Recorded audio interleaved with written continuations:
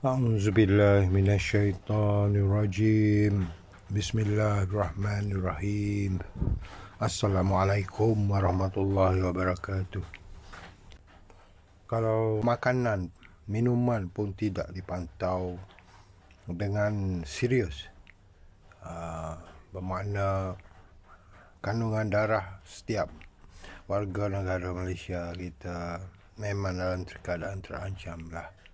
Ia adalah ancaman daripada pihak-pihak luar, ya. Apatah lagi kisah-kisah digital ID dan kisah berkait dengan vaksinasi dari pihak daripada pihak Zionis, ya. Itu semua macam Albert Bola, Bill Gates, semua tu memang tak disiasat dengan betul. Sekali kerajaan hendaklah melantik agensi yang sesuai untuk khusus menyiasat setiap bidang, ya, pemakanan dan minuman. Jadi NGO bersama dengan guaman akan terus, ya, memberikan satu kertas kerja ataupun memberikan beberapa perkara yang penting untuk pihak kerajaan ambil tindakan. Bukan sekadar menangkap warga asing yang melakukan kegiatan sindiket saja, ya.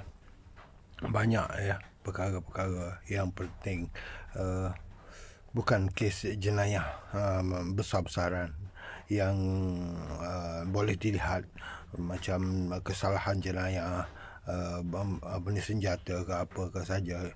Itu kisah yang sudah biasa dan boleh nampak kisah-kisah dadah semua tu boleh dilihat dengan mudah. Tetapi dalam isu makanan memanglah berbahaya. Dia secara halus tapi besar, ya, kesan ke atas manusia.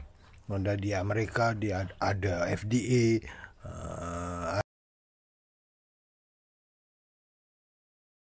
berbagailah institusi agensi yang khusus untuk memantau jenis makanan. Jadi di Malaysia kita ni, KKM pun kita perlu sebutkan, ya, kita perlu ada badan yang menyiasat, bukan memihakkan kepada pihak luar. Tapi kita memantau kedaulatan negara kita. Itu saja. Sekian. Terima kasih. Assalamualaikum warahmatullahi wabarakatuh.